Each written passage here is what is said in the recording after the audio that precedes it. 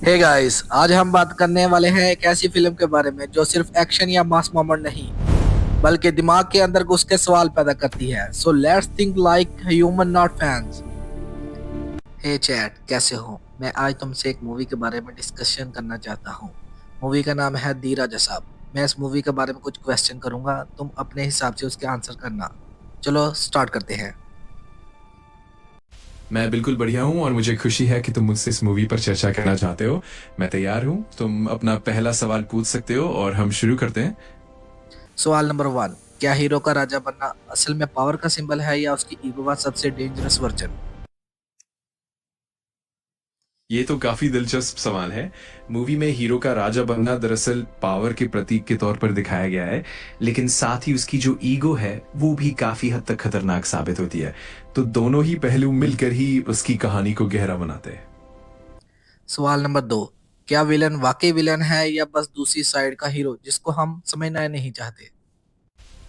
ये भी बड़ा दिलचस्प पहलू है। अक्सर मूवी में विलेन को ऐसे दिखाया जाता है कि वो अपनी तरफ से सही होता है, बस उसकी सोच और मकसद अलग होते हैं। तो कह सकते हैं कि विलेन भी दरअसल एक तरह से दूसरी तरफ का ही हीरो है, बस उसे हम पूरी तरह से समझ नहीं पाते।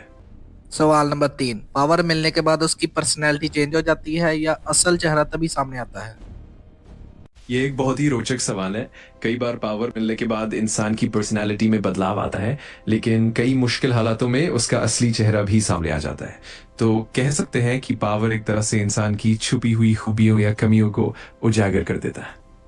सवाल नंबर चार, क्या फिल्म ये कहना चाहती है कि स्ट्रॉन्ग लोग ही रोल करते हैं? अगर हाँ, तो डेमोक्रेसी का क्या? हाँ, फिल्म में ये पहलू अक्सर दिखाया जाता है कि जो मजबूत होते हैं वही आगे बढ़ते हैं, लेकिन इसी के साथ डेमोक्रेसी का भी एक अपना महत्व है, क्योंकि उसमें अलग अलग आवाजों को सुनना और संतुलन बनाए रखना जरूरी होता है। तो फिल्म शायद इस बात को भी सामने लाना चाहती है कि ताकत के साथ जिम्मेदारी भी जुड़ी होती है।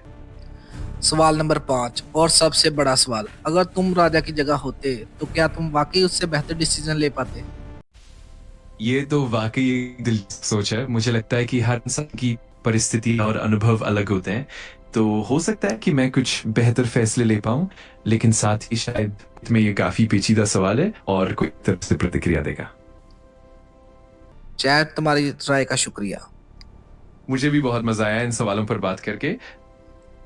सो गाइस, आप लोगों ने सुना एआई ने क्या राय दी द राजा साहब मूवी के बारे में। कमेंट सेक्शन में सच सच बताना, तुम हीरो की साइड हो या मोरालिटी की साइड। मिलते हैं नेक्स्ट डीप डिस्कशन में, तब के लिए लाइक शेयर एंड सब्सक्राइब।